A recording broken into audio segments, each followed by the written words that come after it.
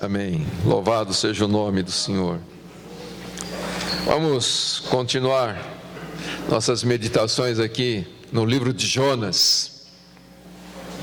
Jonas capítulo 2. Nós estamos estudando aqui a oração de Jonas no ventre do peixe. Jonas capítulo 2, começando no verso 1, diz: Do ventre do peixe Jonas orou ao Senhor seu Deus e disse: Clamei ao Senhor na minha angústia, e ele me respondeu. Do ventre do Seol gritei, e tu ouvistes a minha voz. Pois me lançaste na profundeza, no coração dos mares, e a corrente das águas me cercou. Todas as tuas torrentes e ondas passaram por cima de mim. Eu disse: fui expulso da tua presença. Como poderei ver teu santo templo novamente? As águas me cercaram até a alma, o abismo me rodeou, e as águas se enrolaram na minha cabeça. Afundei até os fundamentos dos montes. A terra me aprisionou para sempre com as suas trancas. Mas tu fizeste subir a minha vida da sepultura, Senhor meu Deus. Eu me lembrei do Senhor quando minha vida desfalecia, e a minha oração chegou a ti no teu santo templo. Amém. Vamos orar. Pai Santo, nós te louvamos por mais este momento que podemos estar aqui congregados, e tendo lido a tua palavra, nós rogamos que o teu Santo Espírito fale conosco, tornando viva a tua palavra em nossos corações.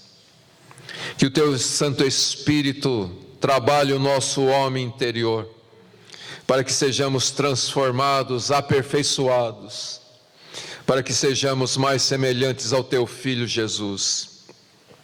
Realiza a tua obra em nossas vidas e glorifica o teu santo nome, por Cristo Jesus nosso Senhor. Amém. Amém, queridos. Nós vamos continuar então nosso estudo aqui nesta oração de Jonas ali no ventre do grande peixe. E nós já estudamos sobre quando Jonas orou, né? Jonas orou quando, por causa do seu pecado de rebelião, Deus o lançou na escuridão mais profunda. E nós estudamos também como Jonas chegou a este momento de oração, porque até aqui ele não tinha orado em momento algum. Mas ele se lembrou do Senhor, quando a graça de Deus se manifestou sobre sua vida, e ele então se lembrou das Escrituras, né? Principalmente aqui dos Salmos. Então hoje nós vamos estudar o que Jonas orou, né? O que ele pediu na sua oração, o que ele buscou em oração quando ele estava ali na profundeza do abismo. E como nós temos visto aqui desde o início deste livro de Jonas, que traz como tema, né, a gente pode dizer assim, a misericórdia de Deus sobre as pessoas em suas necessidades. Deus começa o chamado de Jonas porque ele tem misericórdia do povo de Nínive. E então quando Jonas foge, Deus vai sempre agindo em misericórdia para trazer Jonas de volta ao seu propósito. Aquilo que a gente olha como um castigo e até mesmo como consequência dos pecados de Jonas, Deus está usando tudo isto na sua misericórdia para trazer o profeta de volta, né? E nós vemos então que Jonas ele começa dizendo: clamei ao Senhor na minha angústia, e ele me respondeu. Do ventre do Seol gritei, e tu ouviste a minha voz. E para entender tudo isso aqui, de o que Jonas orou, nós vamos estudar três coisas aqui. Primeiro, que Jonas precisou reconhecer a sua verdadeira situação. Depois de reconhecer a sua verdadeira situação, Jonas se lembrou do seu relacionamento que ele tinha antes com o Senhor.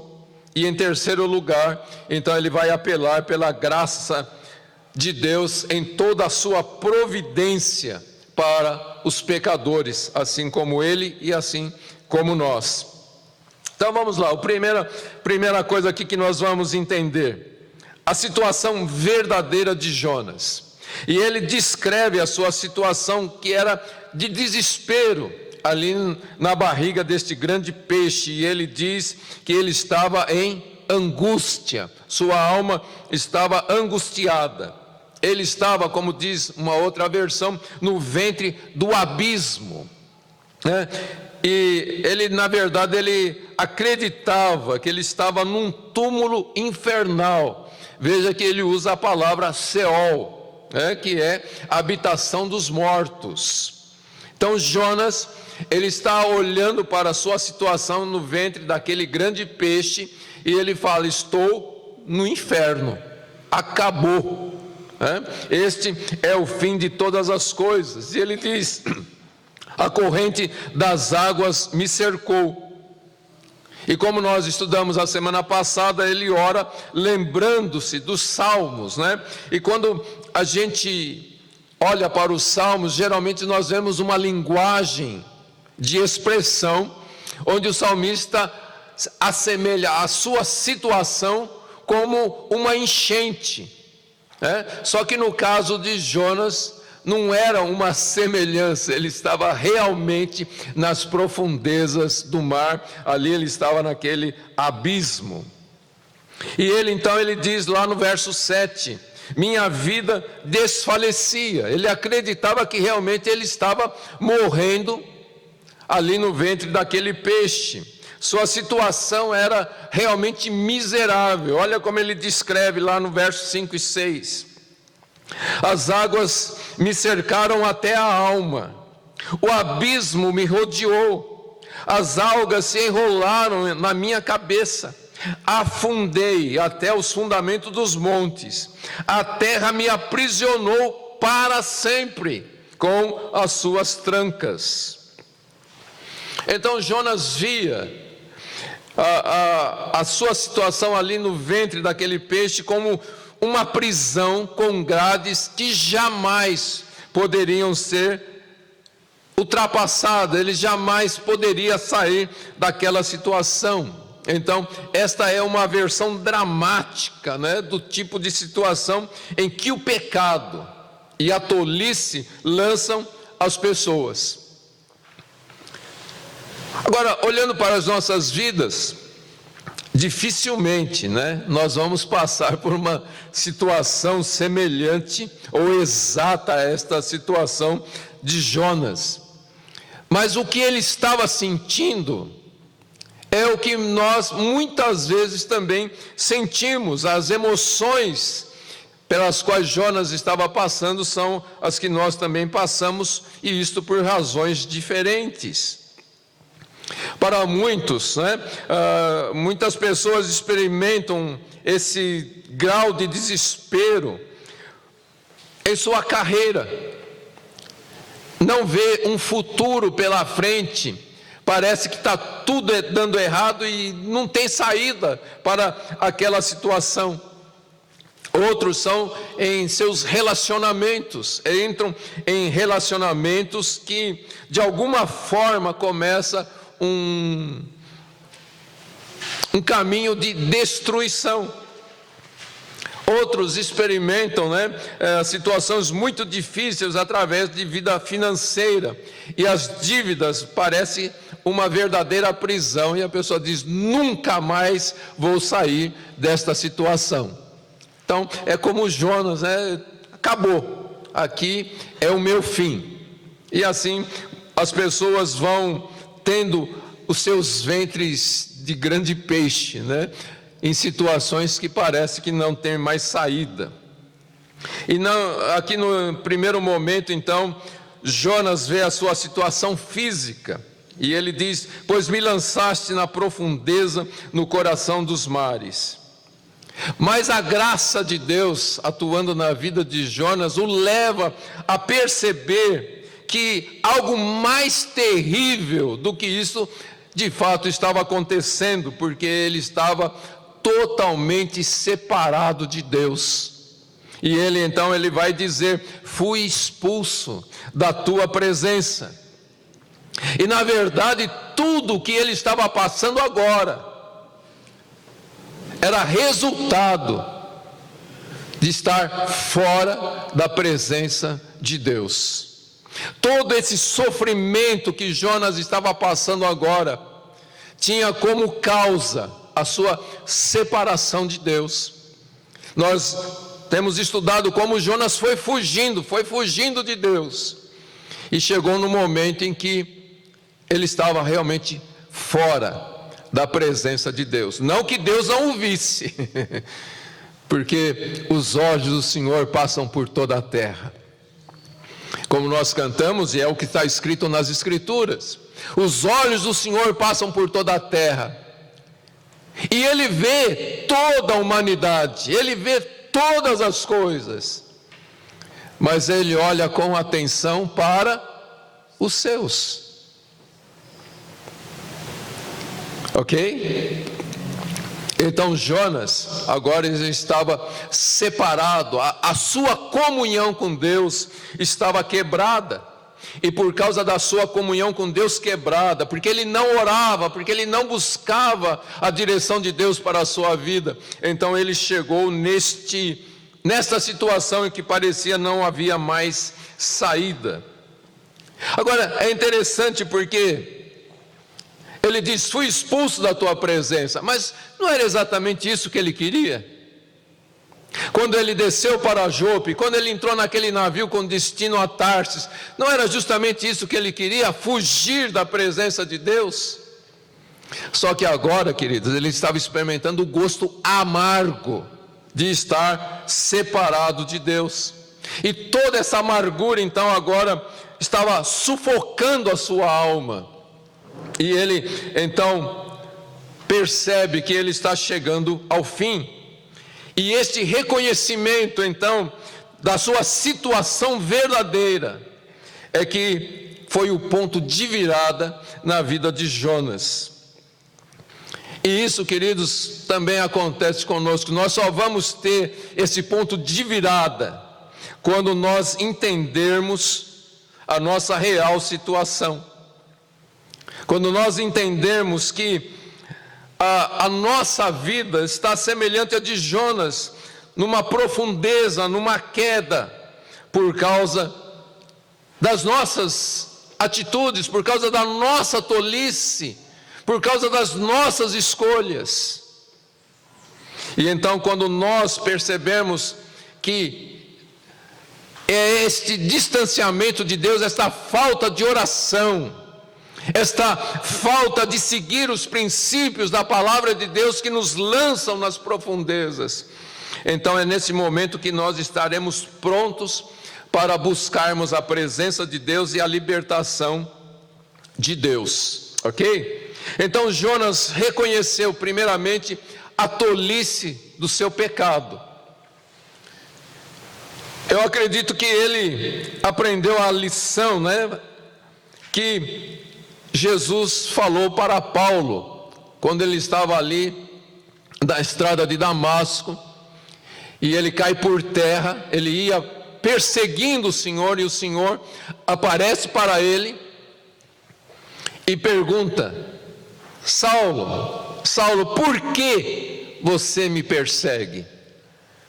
E Jesus então diz para Paulo: é inútil resistires ao aguilhão. Na versão NVI, diz assim: resistir ao aguilhão só lhe trará dor. E na versão revista e atualizada diz: dura coisa é recalcitrares contra os aguilhões. O que isso significa? Que toda desobediência vai trazer dor. E também toda desobediência será inútil. E a pior coisa que você pode fazer é ir contra o propósito de Deus para a sua vida. Paulo está usando aqui, o aguilhão era aquele instrumento que a pessoa usava para fazer o cavalo andar. E a expressão que Paulo usa, que é a pior coisa que o cavalo ou o boi pode fazer, é dar um coice no aguilhão. Ele tenta se livrar daquilo, dá aquele coice, mas ele vai se machucar mais ainda. Então, toda vez que você tentar fugir da presença de Deus, fugir de um princípio da palavra de Deus, lembre-se disso, você vai trazer dor para a sua vida. Você vai trazer consequências muito ruins para a sua vida. E então Jonas percebe que a sua maior necessidade é o Senhor. Que o Senhor é o verdadeiro tesouro das nossas vidas. E como diz a palavra de Deus, o Senhor é a nossa herança para sempre. E então Jonas faz a pergunta: como que eu posso ser restaurado? E a resposta então se manifesta aqui no restante da oração. O verso 1 diz que Jonas orou ao Senhor. Então, o primeiro ponto: reconhecer a sua situação verdadeira. Não só o que os seus olhos podem ver, mas o que está acontecendo dentro de você. O seu relacionamento com o Senhor. E após isso, então, Jonas, ele vai se lembrar do relacionamento com Deus. Antes deste chamado para Nínive, Jonas era um homem que tinha uma aliança com Deus. Como ele mesmo declara, ele cria em Deus, ele adorava o Senhor, Yahvé era o seu Deus, Yahvé era a sua vida, era a sua direção, era tudo que ele tinha. E é interessante, queridos, porque diante desta declaração de fé, a fuga de Jonas se torna ainda mais tola, não é verdade? Mas o reconhecimento de quem Deus é o início da esperança. A esperança brota de novo no coração de Jonas, quando ele se lembra do Senhor. Ele sabia que estava separado do Senhor por causa da sua descrença, por causa da sua rebelião, por causa das circunstâncias em que ele foi se envolvendo na sua fuga do Senhor. Mas agora então ele deseja voltar para Deus. E aquilo que ele conhecia das Escrituras, aquilo que ele conhecia a respeito do Senhor, é o caminho de volta para Deus, é a sua esperança, que é a promessa da graça de Deus que permanece a despeito da tolice e do pecado. A graça de Deus jamais é abalada pelos nossos pecados. Jonas havia abandonado o Senhor, mas o fato de Jonas ainda estar vivo, veja, ele é lançado ao mar numa grande tempestade e ele não morreu. Aí ele é engolido por esse grande peixe, está lá no meio do ácido do estômago desse grande peixe, mas ele está vivo. E isto significa o que, queridos?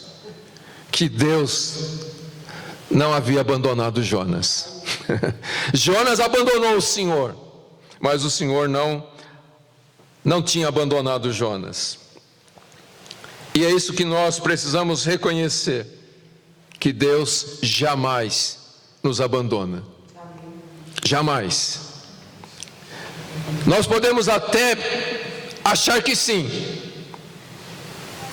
mas Deus jamais vai nos abandonar. Ele prometeu isto, está lá em Hebreus capítulo 13, no verso 5: nunca te deixarei, jamais te desampararei. E você deve ter isso na sua mente todos os dias. E naquela situação difícil, quando você pensa em chutar o pau da barraca, lembre-se disto: o Senhor não te abandonou. O Senhor não desistiu de você. Paulo também fala sobre isso lá em Romanos capítulo 8, no verso 35. Quem nos separará do amor de Cristo? Será a tribulação, ou a angústia, ou a perseguição, ou a fome, ou a privação, ou o perigo, ou a espada? E no verso 37 ele diz: mas em todas estas coisas somos mais do que vencedores por meio daquele que nos amou. Pois tenho certeza de que nem a morte, nem a vida, nem anjos, nem autoridades celestiais, nem coisas do presente, nem do futuro, nem poderes, nem altura, nem profundidade, nem qualquer outra criatura poderá nos separar do amor de Deus que está em Cristo Jesus, nosso Senhor. O fundamento desta convicção é o ensinamento bíblico do amor eterno e inabalável de Deus pelos seus. Jeremias também fala sobre isto, no capítulo 31, verso 3. Deus dizendo: com amor eterno te amei, por isso com fidelidade te atraí. E no capítulo 32, verso 40 de Jeremias Deus diz: farei com eles uma aliança eterna, não deixarei de fazer-lhes o bem, e porei o meu temor no seu coração, para que nunca se afastem de mim. Por isso, queridos, seja qual for a provação pela qual você passa, seja qual for a situação que você passa, saiba que a misericórdia de Deus está em ação. E Paulo diz: sabendo que Deus faz com que todas as coisas concorram para o bem daqueles que o amam, dos que são chamados segundo o seu propósito. Pois os que conheceu por antecipação, também os predestinou para serem conformes à imagem do seu Filho, a fim de que ele seja o primogênito entre muitos irmãos. E os que predestinou, a eles também chamou, e aos que chamou, a eles também justificou, e aos que justificou, a eles também glorificou. O que significa isso, queridos?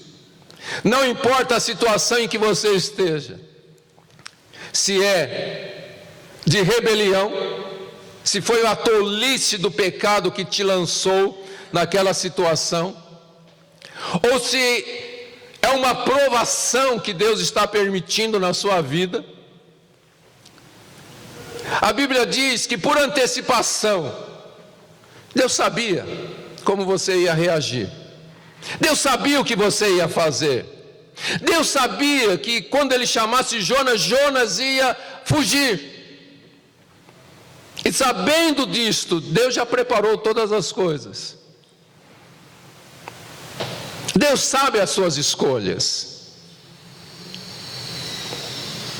Queridos, nós escolhemos, e Deus sabe o que nós vamos escolher por antecipação. Não é que Deus fez que você tinha que passar por aquilo. Deus sabia que você ia passar por aquilo. Deus sabia que você ia fugir dele, ou tentar fugir dele, porque é impossível fugir dele. Porque ele diz que aqueles que ele escolheu, ele já predestinou para ser dele. E não adianta tentar escapar, não vai escapar. E o que Paulo está dizendo aqui? Deus sabendo o que você ia fazer diante dos princípios que Ele te dá, diante do chamado que Ele te faz, Deus sabendo como você ia reagir, Deus começou já a trabalhar naquilo, lá na eternidade. Esse grande peixe não surgiu por acaso. Deus já tinha preparado lá na eternidade esse grande peixe, dizendo: ó, em tal dia, naquele horário, você vai estar lá e vai engolir o profeta fujão. Porque ele vai estar lá fugindo de mim. Eu vou mandar ele para Nínive, mas ele vai fugir, então já fica preparado lá. Porque a hora que ele chegar lá, você engole ele. Entende isso, gente? É assim que Deus trabalha. Por antecipação Ele sabe tudo. Ele não leva você para o erro. Nós já falamos sobre isso e eu quero dizer mais uma vez. A Bíblia é muito clara: Deus não pode ser tentado para o mal e Ele a ninguém tenta. Se você errou, a escolha foi sua. Deus não te conduz para o erro. Ele não precisa te conduzir para o erro para te ensinar. Ele não precisa colocar você num abismo para te ensinar. Para o abismo, Ele vai usar o abismo para te ensinar. Ok, gente? Deus usa toda e qualquer situação para agir em favor do seu povo. E Jonas sabia disto. E a lembrança da fidelidade de Deus em misericórdia, que é recebida exclusivamente por uma fé simples, transformou a petição de Jonas num hino de adoração ao Senhor. Uma fé simples. A gente não precisa de uma grande fé. Você não precisa de muita fé. O escritor aos Hebreus diz que a fé é a convicção. Você não precisa de muita convicção, você precisa de convicção. Você não diz, eu tenho muita convicção que isso vai acontecer. Você diz, eu tenho convicção. E a fé é isso. Você não precisa de muita fé, você precisa de fé. E a fé vem pelo ouvir e ouvir a palavra de Cristo. Amém, queridos? E é justamente isso que os críticos liberais não conseguem entender, e por isso eles acham que a história de Jonas não é verdadeira, né?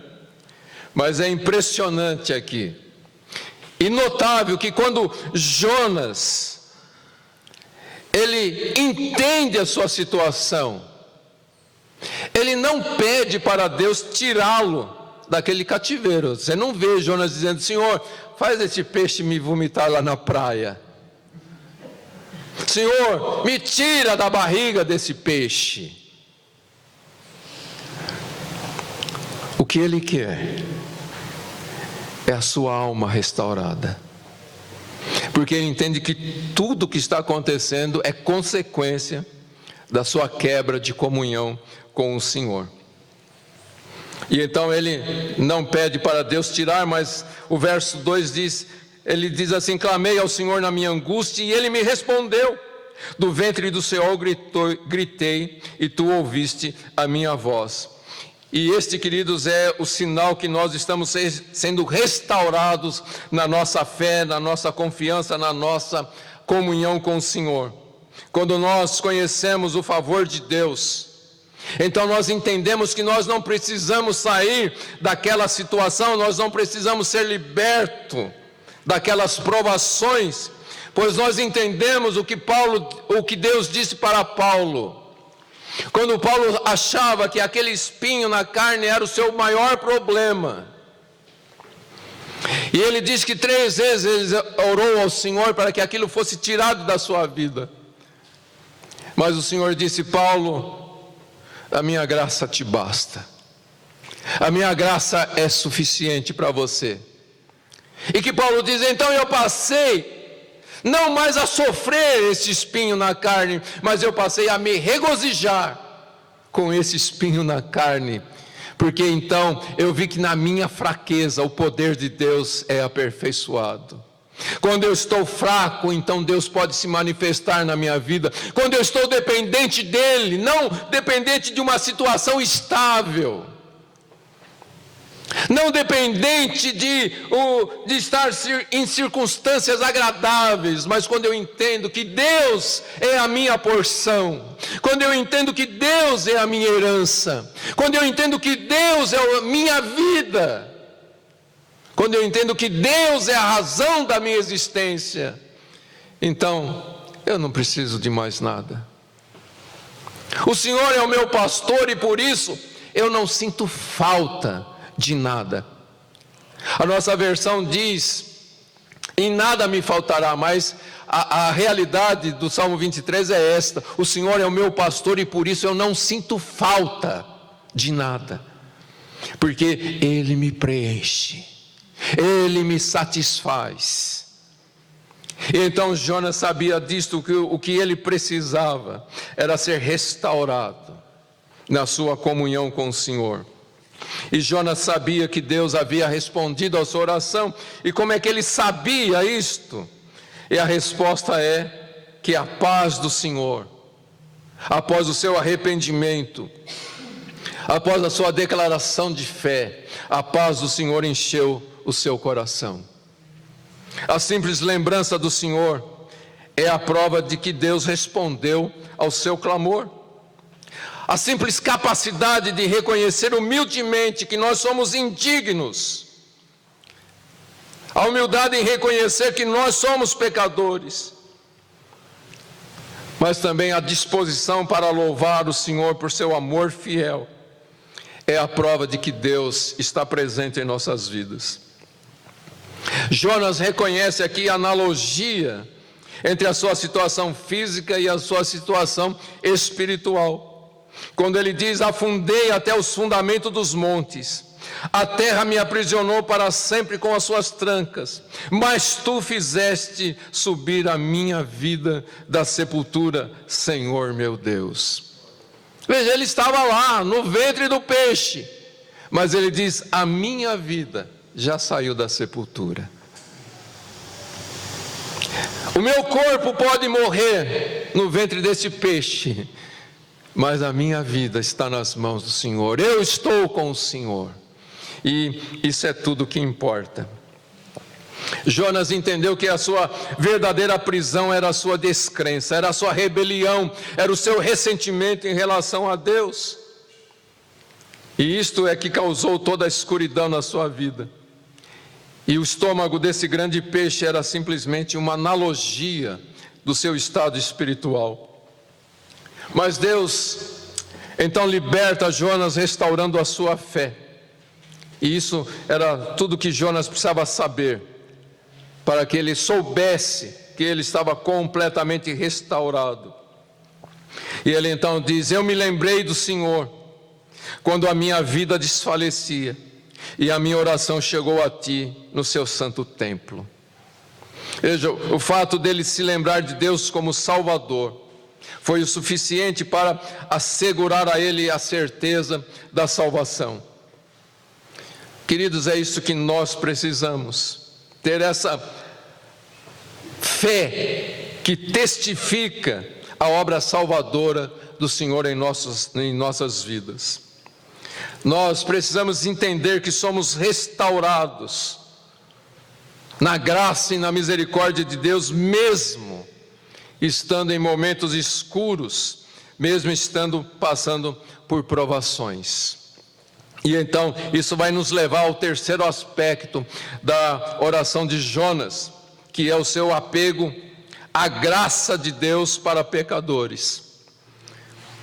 Jonas, ele não só recuperou a sua confiança geral na misericórdia de Deus, mas ele se lembrou também da provisão que Deus fez para a salvação de pessoas como ele, pessoas como nós. O foco, desta oração está justamente nesse verso 4. Fui expulso da tua presença, como poderei ver o teu santo templo novamente? E a grande pergunta é: por que Jonas pensou no templo? Ele pode ter pensado no templo como o lugar onde Deus havia colocado o seu nome quando o templo foi construído. E Deus falou que toda oração que fosse feita naquele lugar seria respondida, A oração direcionada para aquele lugar seria respondida. E parece que esse é o foco aqui do verso 7, a minha oração chegou a ti no teu santo templo. Mas isso também não explica o verso 4, como poderei ver o teu santo templo novamente? Hugh Martin, ele disse algo muito interessante. Ele diz: Jonas pensou no templo. E por quê? Porque Deus havia colocado ali o seu nome. Porque o templo era o símbolo da presença divina como Deus do amor e especialmente como Deus do favor propiciado. como Deus que residia entre os querubins, como Deus no assento da misericórdia, respingado de sangue no trono da graça. Resumindo aqui o que este homem quis dizer, Jonas se lembrou de que Deus havia ordenado sacrifícios lá no templo, como forma dos pecadores serem restaurados. E o templo existia justamente em virtude desses sacrifícios, quando o sangue de cordeiros era derramado para perdão do pecado das pessoas. E então foi pela misericórdia de Deus e por meio do sangue do sacrifício que Jonas tinha esperança de salvação. Quando ele se lembra do templo, ele se lembra do sacrifício. E o sacrifício é a esperança de salvação. E é por isso, queridos, que a oração de Jonas serve como um modelo para a nossa oração por salvação. Porque o que Jonas estava olhando pela fé é justamente aquilo que se cumpriu na pessoa de nosso Senhor Jesus Cristo, lá na cruz do Calvário. Então, queridos, não importa o quão fundo nós podemos cair, o importante é nós olharmos para o altar. O importante é nós olharmos para o Cordeiro Santo de Deus que foi sacrificado para nos reconciliar com o Senhor. E é justamente isso que o escritor aos Hebreus diz lá no capítulo 10, versos 19 ao 22. Portanto, irmãos, tendo coragem para entrar no lugar santíssimo, por meio do sangue de Jesus, pelo novo e vivo acesso a Ele, que Ele nos abriu através do véu, isto é, do seu corpo, tendo um grande sacerdote sobre a casa de Deus, aproximemo-nos com o coração sincero, com plena certeza de fé, com o coração purificado da má consciência e tendo o corpo lavado com água limpa. Veja, o escritor aos Hebreus está dizendo, o caminho está aberto. O caminho foi aberto na própria carne do Senhor Jesus Cristo. O caminho foi aberto pelo sangue do Cordeiro Santo de Deus. O caminho está aberto. E ele diz então, tenha coragem para entrar. O diabo pode te acusar, dizer, você pecou, você não pode entrar lá. Você pecou, Deus não quer mais saber de você. Você pecou, não tem mais nada a ser feito. Não é verdade, o caminho está aberto. O caminho está aberto. Este caminho, através da carne e do sangue do Senhor, está aberto. Basta você dizer, Senhor, eu preciso ser restaurado. E a minha restauração está no sacrifício de Jesus lá na cruz do Calvário.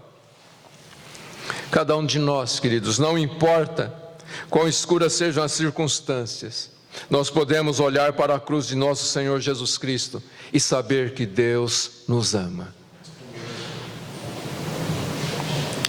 A maior prova do amor de Deus é a cruz. A prova do amor de Deus não é você ficar livre da situação. A prova do amor de Deus não é você ser curado. A prova do amor de Deus é Jesus Cristo morrendo na cruz do Calvário, para que nós possamos habitar com Ele para toda a eternidade. Se você tem cometido pecado, o apóstolo João escreve na sua primeira carta, capítulo 2, versos 1 e 2. Meus filhinhos, eu vos escrevo estas coisas para que não pequeis. Mas se alguém pecar, temos um advogado junto ao Pai, Jesus Cristo, o justo. Ele é a propiciação pelos nossos pecados, e não somente pelos nossos, mas também pelos pecados de todo o mundo. E Paulo falou sobre isto, se Deus é por nós, quem será contra nós? Aquele que não poupou nem o seu próprio filho, mas pelo contrário o entregou por todos nós, como não nos dará também com ele todas as coisas? Isto significa, queridos, que independente das provações, independente dos sofrimentos pelos quais nós passamos nesta vida, seja por causa dos nossos pecados ou não, nós podemos encontrar na cruz todas as provisões e todas as provas necessárias do amor de Deus para as nossas vidas. E nós só precisamos crer que nós recebemos tudo isso por causa da misericórdia de Deus. Nós não merecemos, mas Ele, por misericórdia e por graça, Ele quer nos dar. E então, como diz o escritor aos Hebreus, no capítulo 4, verso 16: portanto, aproximemo-nos com confiança do trono da graça, para que recebamos misericórdia e encontremos graça, a fim de sermos socorridos no momento oportuno. E então nós vemos que tudo vem do Senhor.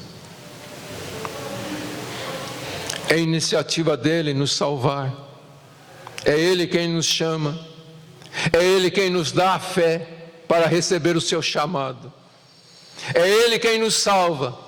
É Ele quem nos dá a fé para recebermos a salvação. É Ele quem nos inspira a orar. É Ele quem nos leva a buscá-lo. É Ele que nos incentiva a orar. É Ele que coloca as palavras nos nossos lábios. Como o salmista disse: colocasse nos meus lábios uma nova canção, um hino de louvor ao Senhor. É o Senhor quem coloca. Eu não o adoro porque eu quero adorar, eu o adoro porque Ele coloca adoração nos meus lábios. Eu não sei o que dizer para Ele, mas Ele coloca a oração nos meus lábios. E quando eu não sei expressar em palavras, o seu Espírito geme dentro de mim. E aquele que conhece as intenções do Espírito, então, opera em meu favor. Tudo é a graça do Senhor.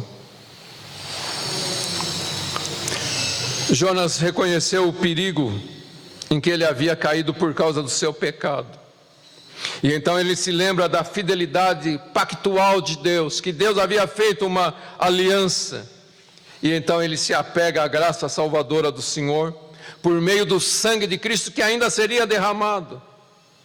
E então Jonas conclui a sua oração. Depois nós vamos estudar isto mais detalhadamente, mas ele exulta no final ali do verso 9, dizendo: a salvação pertence ao Senhor.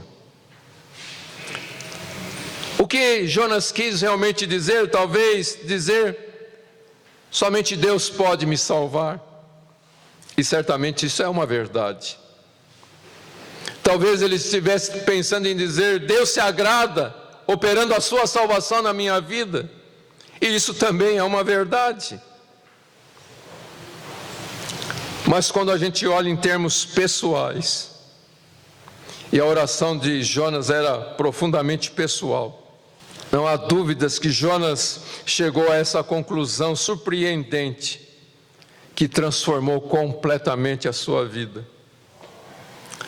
Jonas entendeu, queridos, que Deus, por causa do pecado que ele havia cometido, Deus o lançou na escuridão mais profunda, nesse grande peixe, mas não para destruí-lo, mas sim para salvá-lo. E é isso que nós precisamos reconhecer: o propósito salvador de Deus em nossas vidas quando nós estamos enfrentando dificuldades. É por isso que o apóstolo Paulo, e foi lido hoje, disse: examine-se o homem a si mesmo.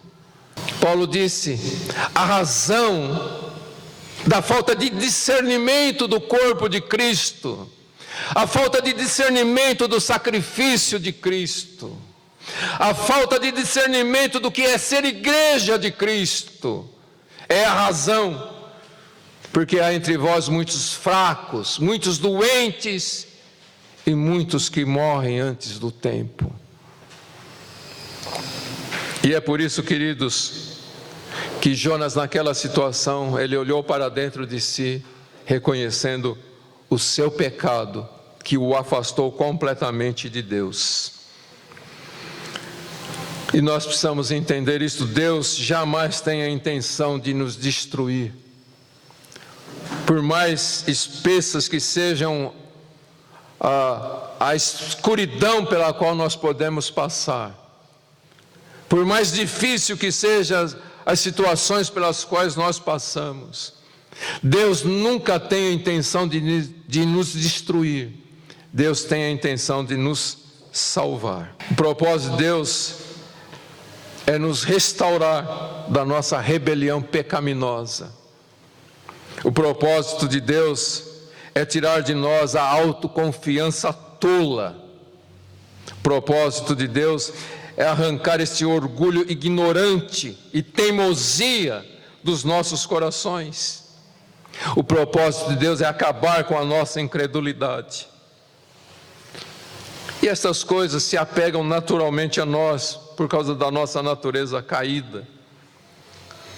E então tudo que nós precisamos aprender é que nós precisamos nos voltar para Deus. Nós precisamos depender do Senhor. Nós precisamos depender da graça do Senhor.